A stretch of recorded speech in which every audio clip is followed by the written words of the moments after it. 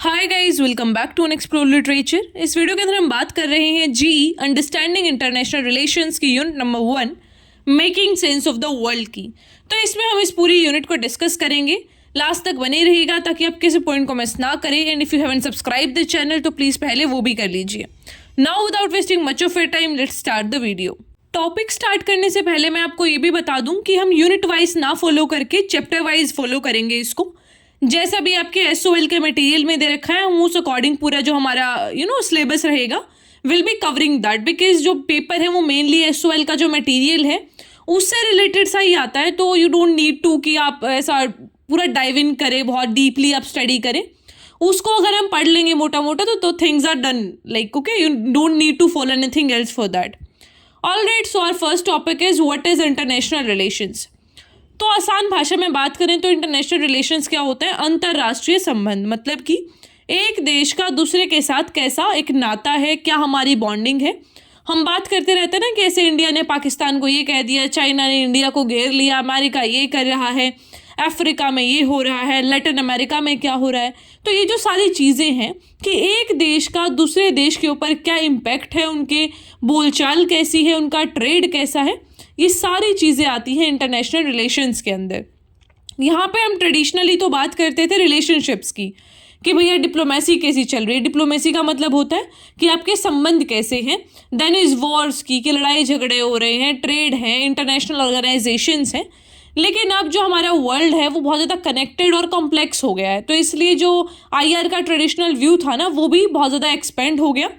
अब हम इसको काफ़ी एक ओपन तरीके से पढ़ते हैं। 20th सेंचुरी में we started focusing on it for as like academic purpose also. पहले कोई इंटरनेशनल रिलेशन करके सब्जेक्ट नहीं होता था, but now we are studying this.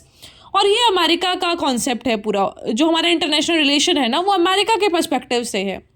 अगर मैं आपको रियलिटी बताऊं तो वैसे तो हम हर एक देश को पढ़ते हैं, पर बेसिकली इट इज़ कि अमेरिका क्या कर रहा है, अगर अमेरिका ने ये कर दिया तो उसका क्या इम्पैक्ट पड़ेगा दूसरों के ऊपर।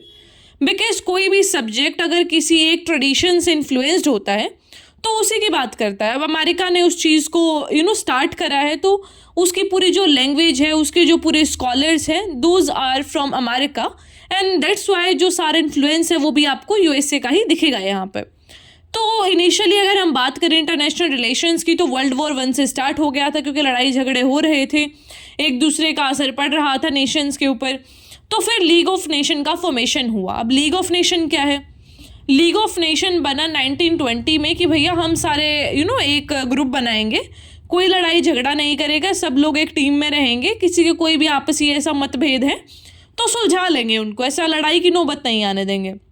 लेकिन क्या हुआ, ये जो लीग ऑफ नेशन है इसको हमने सोचा तो ये था कि पता नहीं क्या कर देगा, बट ऐसा हो नहीं पाया। बिकॉज USA जो इसमें पार्टिसिपेंट USA जिसने बोला था कि भैया हम इसमें ऐसा कर देंगे वैसा कर देंगे, उसने खुद ही इसमें पार्टिसिपेट नहीं करा।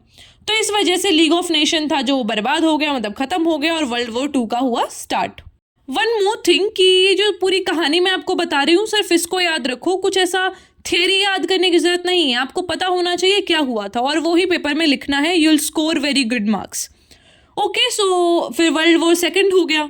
World War II हो गया तो लीग ऑफ नेशन का तो अब खत्म हो चुका था, मतलब अब जो चीज़ आपने बनाई ही इसलिए होगी भाई कोई लड़ाई झगड़ा नहीं होगा। उसके बनने के बाद भी इतना बड़ा एक वॉर हो गया, that was the world war, तो फिर क्या ही तुक बनता है। फिर उसके बाद क्या होता है कि इन्होंने बनाया यूनाइटेड नेशन। ठीक है, इन्होंने बोला US वालों ने कि भैया अब देखो ज़्यादा हो रहा है ये, तो हम UN बनाएंगे। तो वो सारी चीज़ें चली। कोल्ड वॉर भी आया उस टाइम पे। अब कोल्ड वॉर कब था? जब ये सोवियत यूनियन था और USA था। सोवियत यूनियन मतलब ये अपना रशिया वाले USSR। एक्चुअली सोवियत यूनियन में आपको थोड़ा एक्सप्लेन कर देती हूँ। एक ग्रुप ऑफ कंट्रीज़ था, बहुत सारी कंट्री मिलके प्रॉपर ऑर्गेनाइजेशन थी जिसको हम USSR बोलते हैं। फिर उसका डिसइंटीग्रेशन हो गया, मतलब वो कंट्रीज टूट टूट के अलग हो गई। अब लास्ट में उसमें रशिया बचा है जो खुद को बोलता है कि भाई हाँ मैं USSR हूँ, इस तरीके से। तो यहाँ पे ये जो पूरा कॉन्सेप्ट था कोल्ड वॉर के टाइम पे वो चला। कोल्ड वॉर क्या होता है? वैसे तो आपको ये बेसिक टर्म्स आनी चाहिए स्टार्टिंग से, लेकिन स्टिल अगर नहीं पता तो इट्स टोटली फाइन, आप एक एक टर्म का मतलब जान लीजिए। कोल्ड वॉर का मतलब क्या है? देखो, पहले World War I हुआ जब पूरे लड़ाई झगड़े चल रहे थे, फिर 2 हुआ, फिर आया कोल्ड वॉर। अब कोल्ड वॉर हम इसको क्यों बोल रहे हैं? क्योंकि कोई भी एक दूसरे के आमने सामने नहीं खड़ा था कि भाई हाँ मैं तेरे को मार काट दूंगा, ऐसा नहीं था बिल्कुल भी। दे वर फाइटिंग ऐसा तीसरे प्लेयर को लेके कि हमने यहाँ पे ये कर दिया, तुम ये करके दिखाओ। इस तरीके से वो होता है ना, सब पड़ोसियों के बीच में होता है कि हमने हमने बाइक ले ली, फिर उसने भी ले ली, फिर हमने गाड़ी ली तो फिर उसने हमसे बड़ी गाड़ी ले ली। तो वो वाला चल रहा था यूएसए और रशिया के बीच कि तुम जो करोगे मैं उससे ज़्यादा ही करके दिखाऊंगा। तो that was the competition between them, और वो एक तरीके का कोल्ड वॉर था। फिर आता है लिबरलिज्म। ये काफ़ी बड़ी थियरी है इंटरनेशनल रिलेशंस के ऊपर, and it looks at the world a bit differently from realism.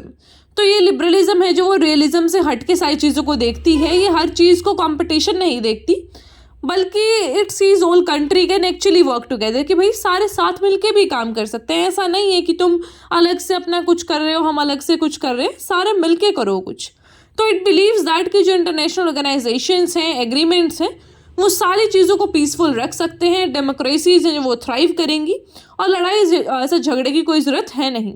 तो ये डेमोक्रेटिक पीस थ्योरी की बात करते हैं। ये भी बात करते हैं कि किस तरीके से जो सारी कंट्रीज़ हैं वो इकोनॉमिकली कनेक्ट हो सकती हैं और प्रमोट कर सकती हैं पीस को। तो बेसिकली ये यूएसए वाला कॉन्सेप्ट है। इनको क्या था, देखो डेमोक्रेसी की इतनी एडवोकेसी क्यों करता है यूएसए? ऐसा नहीं है कि ये बहुत भले मानुस है। इनका ऐसा नहीं है कि भाई हाँ हमने सबको डेमोक्रेसी सिखा देना है, डेमोक्रेटिक प्रिंसिपल सिखा देने हैं। इनको ये है कि जितना स्टेबिलिटी रहेगी उतना हमारा कैपिटलिज्म थ्राइव करेगा, उतने अच्छे से हम अपने बिजनेस हाउसेस को रन कर सकते हैं। तो इसलिए जो यूएसए है वो हमेशा डेमोक्रेसी की बात करता है। तो यहाँ पे भी वही था, इनको ये था कि भाई पीस फैलाओ अब सारी जगह से, and then only we can carry forward our capitalism. तो कुछ इंपॉर्टेंट फिगर्स भी हैं लिबरलिज्म के, जैसे कि इमैनुअल कांत हैं, रॉबर्ट क्योहेन हैं, जोसेफ नाय। तो ये सारे अपने बेसिक आइडियाज़ देते हैं अबाउट द लिबरलिज्म थियोरी। फिर एक दूसरा तरीका है चीज़ों को देखने का in the field of IR, that is constructivism. अब कंस्ट्रक्टिविज्म क्या होता है कि instead of focusing on power material things like other theories, जो कंस्ट्रक्टिविज्म है ना वो बोलता है कि जो आइडियाज़ और बिलीव्स हैं वो सबसे बड़ा रोल प्ले करते हैं, कि तुम्हें कोई पावर या फिर मटेरियल कलेक्ट करने की ज़रूरत नहीं है, बल्कि जो तुम्हारी आइडियोलॉजी है, तुम्हारे जो बिलीव्स हैं वो स्ट्रॉन्ग होने चाहिए। तो कुछ जो स्कॉलर्स हैं इसके कंस्ट्रक्टिविज्म के, those are Alexander Wendt and Peter, they have written a lot about how ideas and identity shape international relations। तो वो यही बात बोलते हैं कि भाई देखो एक जो आइडियोलॉजी है ना वो बहुत इन्फ्लुएंस करती है पूरे वर्ल्ड पॉलिटिक्स को, पूरे इंटरनेशनल रिलेशंस को, and that's how constructivism work. अब कुछ की कॉन्सेप्ट्स हैं इंटरनेशनल रिलेशंस के अंदर।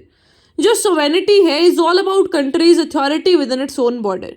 तो सबसे इंपॉर्टेंट कॉन्सेप्ट आता है सोवेनिटी का। सोवेनिटी का मतलब होता है संप्रभुता। इसका मतलब ये है कि देखो मेरी टेरिटरी है, फॉर एग्जांपल आपका घर है, उस घर की कुछ बाउंड्री है, उसके अंदर आपके घर वालों की ही चलती है, या तो आपकी या फिर आपके घर वालों की। कोई तीसरा आदमी बाहर का आके कुछ भी अगर करेगा तो उससे या तो आपके घर में कलेश होगा या फिर आपका जो परिवार है वो डिसइंटीग्रेट हो जाएगा। और आपको इतनी फ्रीडम होनी चाहिए कि आप खुद के डिसीजन ले सके। तो वही सब सिखाता है सोवेनिटी, कि देखो ये हमारी टेरिटरी है, ये मेरा इंडिया है, ये इसका बाउंड्री है, इसके अंदर जो भी फैसला लेना होगा हम सब मिलके लेंगे, या फिर हमारा जो भी हमने लीडर चुना है वो लेगा। इसमें किसी और यूएसए, चाइना वाइना किसी का हमें कोई रोल नहीं चाहिए। वी आर इंडिपेंडेंट और हम अपने डिसीजंस खुद ले सकते हैं। So that is the whole concept of sovereignty. तो ये बोलते हैं कि they are also considered equal under international law, कि जो सारी कंट्रीज हैं वो इक्वल हैं। ऐसा नहीं है कि यूएसए बहुत पावरफुल है कोई और वीक है, तो ऐसा नहीं है। आप अपना डोमिनेंस नहीं दिखा सकते किसी पे, ठीक है। ये सारी चीज़ें वैसे कहने की है, बिकॉज जब कैपिटलिज्म का कॉन्सेप्ट आता है ना तो फिर वो इंसान झुक ही जाता है। देखो चाइना है, चाइना जब पैसे फेंक के मारता है लोगों के मुंह पे तो वो अपने पोर्ट वोट सब दे देते हैं, and that is the case with Sri Lanka also, then with Maldives and Pakistan. ये सबके साथ यही तो हुआ है। चाइना ने पैसा दिया and they started reacting like that to us. तो इंडिया के साथ जिनके भी रिलेशन बिगड़े हैं, चाइना का उस चीज़ में बहुत बड़ा रोल है। तो हमारी जो सोवेनिटी है वो कैपिटलिज्म की वजह से भी कई बार जो है वो थोड़ी हैम्पर हो जाती है। Now the next thing is expanding the where and when of IR, कि कहाँ से शुरू हुआ, कहाँ पे क्या चीज़ें हैं अबाउट इंटरनेशनल रिलेशंस। तो आईआर है जो मोस्टली बात करता है यूरोप की और नॉर्थ अमेरिका की। मैंने आपको पहले भी बताया कि सब्जेक्ट ही इन्होंने बनाया यूएसए वालों ने, तो उनकी ही बात करेगा, उन्हीं की चीज़ों को वैलिडेट करेगा और पूरा लैंग्वेज ही उनका है। जो पॉलिटिकल साइंस है ना उसकी सारी लैंग्वेज वेस्टर्न है। आप उनको इंडिया के कॉन्टेक्स्ट में अगर समझने की कोशिश करें तो कंफ्यूज ही हो जाओगे। फॉर एग्जाम्पल मैं एक वर्ड बताती हूँ आपको, दैट इज सेक्युलरिज्म। हमारे यहाँ पे सेक्युलरिज्म का मतलब बहुत अलग है देन फ्रेंच पीपल, फिर यूएसए वाले, इन सब से, यूरोप वालों से अलग है बिल्कुल। हमारे लिए सेक्युलरिज्म का मतलब है कि भाई हम सबको सपोर्ट करेंगे, सबको इक्वल ट्रीटमेंट देंगे। लेकिन यूरोपियन कंट्रीज में सेक्युलरिज्म में कि वहाँ पे फ्रेंच में एक टर्म होती है लेसेस फेयर। उसका मतलब होता है कि भाई हम ना ऐसा किसी को भी सपोर्ट नहीं करेंगे और यहाँ पे किसी के भी धर्म को प्रमोट नहीं किया जाएगा पब्लिकली। आप घर पे कुछ भी करिए बट बाहर में आपको एक डेकोरम मेंटेन करना पड़ेगा, इस तरीके से। कुछ फ्रेंच में तो बहुत फ्रांस में बहुत कंट्रोवर्सी चलती रहती है इन चीज़ को लेके। पहले वो हिजाब वाला इशू हुआ था, फिर एक को कार्टूनिस्ट वाला भी हुआ था, तो बहुत सारी चीज़ें चलती रहती हैं वहाँ पे। And the concept is very much different from India. तो आपको ये देखने को मिलेगा जब भी आप पॉलिटिक्स पढ़ेंगे या इंटरनेशनल रिलेशंस पढ़ेंगे कि भाई हमारी चीज़ें नहीं ध्यान में रख के ये चीज़ें बनाई गई हैं। This is a very European concept. तो ये जो बात थी हमारी कि by looking at places like central Eurasia where the silk route was, we can see how trade, culture and politics connected different societies long ago. लेकिन आपको Africa, America, ये लेटिन अमेरिका, इनका कुछ ज़्यादा रेफरेंस मिलता नहीं है। You see this from a perspective of USA कि यूएसए ने वहाँ पे क्या किया, यूएसए के साथ इनके कैसे रिश्ते हैं। ट्रेडिशनली जो आईआर है वो स्टार्ट हुआ था पीस ऑफ वेस्टफेलिया से 1648 में।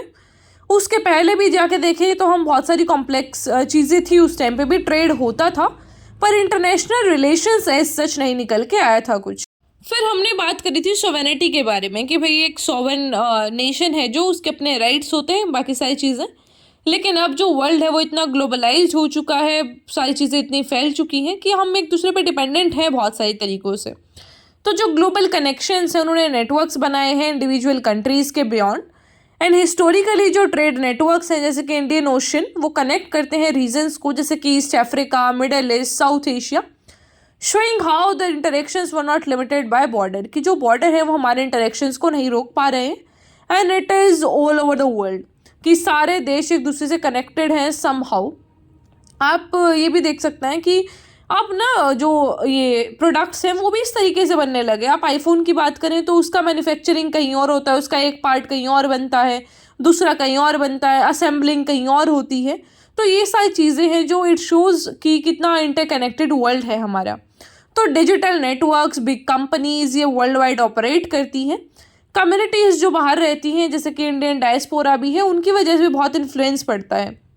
You can see a lot of Indians in Canada, बल्कि इंडियंस तो हर ही जगह है, बट स्टिल जो काफ़ी क्रेज़ है वो कनाडा जाने का भी है लोगों में। US, Australia, this places are very much in that कि हाँ भाई यहाँ पे जाना है। फिर एनजीओ हो गए, एनजीओ भी बहुत इंपॉर्टेंट रोल प्ले करते हैं आपके इंटरनेशनल रिलेशंस में। Then are some local and regional actors जिनका रोल है यहाँ पे। Cities for example work together through groups like C40 cities. तो कुछ ग्रुप ऑफ सिटीज़ हैं, 40 कुछ भी इसमें है, जो कि ग्लोबल इश्यूज़ के बारे में बात करती हैं जैसे कि क्लाइमेट चेंज। कुछ रीजनल ऑर्गेनाइजेशन है जैसे कि आसियान है, फिर आपका यूरोपियन यूनियन है, नेटो है, फिर एक वो 5 अलायंस है, बहुत सारी चीज़ें हैं, ऐसे बहुत सारे ग्रुप्स हमने बना रखे हैं, बिम्स्टेक है। तो ऐसी ऑर्गेनाइजेशंस काम करती हैं एक ग्रुप के अंदर, जहाँ पे वी टॉक अबाउट कि भाई हम हाँ इस ग्रुप के मेंबर, एक क्वाड है आपका वो 4 कंट्रीज़ वाला। तो इस तरीके से ग्रुपिंग्स बनती है और काम किया जाता है for a common cause. Now the last thing is reimagining IR implications and new direction. कि ट्रेडिशनली हम IR को ऐसे सोचते थे कि एक देश है, उनके रोल्स हैं, लेकिन अब हमारा जो व्यू है वो ब्रॉडन हो चुका है। We see that it is not just about countries, there are also other players, की बहुत सारे अदर प्लेयर्स भी हैं। ये नहीं कि सिर्फ देश ही इन्वॉल्व हो रहे हैं, डायस्पोरा इन्वॉल्व हो रहा है, कल्चर इन्वॉल्व हो रहा है, ट्रेड नेटवर्क्स, नोमैडिक कम्युनिटीज़, ये सारी चीज़ें बड़ा ही कॉम्प्लेक्स बना देती हैं IR को, क्योंकि आप कुछ भी कैसे भी नहीं कर सकते हैं। अब फॉर एग्जांपल अगर हम US की बात करें, अभी इलेक्शन हो रहा था, आज ही रिजल्ट आया, कल आ गया था उसका। So the thing is that कि वहाँ पे कितना कंसीडर किया जा रहा था इंडियन कम्युनिटी को भी। तो एक देश में इलेक्शन हो रहे हैं जहाँ पे you are considering the population of some other nation, तो उस डायस्पोरा का कितना इन्फ्लुएंस है वहाँ पे, that you have to consider there, कि भाई इलेक्शन में जीतना है तो इनका फेवर तो हमें लेना ही पड़ेगा। तो by this things we get to know कि जो हमारा पूरा कल्चर है वो कितना इन्फ्लुएंस करता है एक दूसरे को। So when we talk about international relations in a broader way, it is like looking at a big puzzle with lot of different pieces. कि इंटरनेशनल रिलेशन एक पजल की तरह है जहाँ पे छोटे छोटे बहुत सारे पीसेस हैं जिनको ज्वाइन करके we get our international relations. तो ये इतना इम्पोर्टेंट क्यों हो जाता है इंटरनेशनल रिलेशंस? बिकॉज आपको अपनी जब पॉलिसी बनानी होती है ना, आपको ये देखना पड़ता है कि कौन सा देश हमारे फ़ायदे में हो सकता है, कौन सा नहीं हो सकता है। अभी मैं आपको रिसेंट की बात बताऊं तो रशिया यूक्रेन का वॉर चल रहा है, तो उस टाइम पे यूएसए ने ऐसा साफ बोल दिया था कि भाई इंडिया को तेल नहीं खरीदना है रशिया से, लेकिन हमें सस्ते में मिल रहा था तो वी जस्ट बॉट दैट। तो हमारा एक सोवेनिटी तो अभी भी है, लेकिन still we have to think that particular nature in mind कि किस देश का कैसा रवैया है हमारे लिए। हमने ये देखा है कि भाई हाँ रशिया हमें सपोर्ट करता है तो वी ऑल्सो सपोर्ट दैम। तो इस तरीके से, और देखो इंटरनेशनल रिलेशन में मैं आपको एक और बात बता दूं, कोई किसी का परमानेंट दोस्त नहीं होता, कोई किसी का परमानेंट दुश्मन नहीं होता। और यूएसए के साथ तो बिल्कुल ये चीज़ है, उसको कभी अपना दोस्त आप मान ही नहीं सकते। उसको जो करना होता है that is just for their own benefit. अगर आपसे उसका फ़ायदा है तो वो चीज़ वो लोग करेंगे। So the exploration of what is international relations have revealed many perspective, challenging traditional state-centering narratives and expanding the boundaries of the field. By interrogating the conventional understanding of IR, we have uncovered a diverse arrays of actors, networks, and theoretical frameworks that contribute to global interactions. कि जब हम इस field को पढ़ते हैं, इस subject को पढ़ते हैं, तो हमें बहुत सारी ऐसी चीज़ें देखने को मिलती हैं जो कि हम पहले बहुत ही नैरो फील्ड में सोचते थे, कि हमने इतना नैरो डाउन कर दिया था कि एक देश है उसका क्या दूसरे के साथ संबंध है, that we use to think about international relations. लेकिन अब देश देश की बात नहीं हो रही, बल्कि there is a lot to talk about in international relations. So this was your first chapter. I hope आपको समझ आया होगा। कोई क्वेश्चन क्वेरी जो भी हो उसे पूछ लेना। I will meet the next video. Till then take care, stay happy, stay healthy, and please अपना फीडबैक देना ना भूलें। This is very important for us. Bye bye.